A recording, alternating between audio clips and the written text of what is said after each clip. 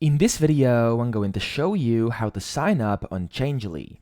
Now, the first thing you want to do, you want to go to changelly.com, and then you will see at the top right of your website, you can see this profile icon. Simply click on that, and here you'll be directed to a website where it says create an account.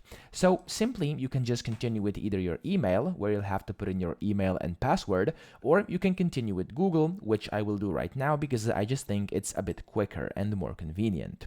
So once you do this, select your account. I'm going to select this one over here, and then you'll have to confirm that by clicking continue. It's in a different language for me over here. Don't worry about that. It's going to say continue for you.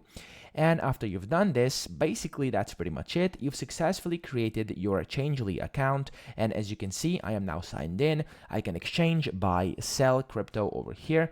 I can view my account details, my history, settings, the partners page, and log out. So that's pretty much it. I hope this video helped you out. If it did, please subscribe to the channel and help me out as well.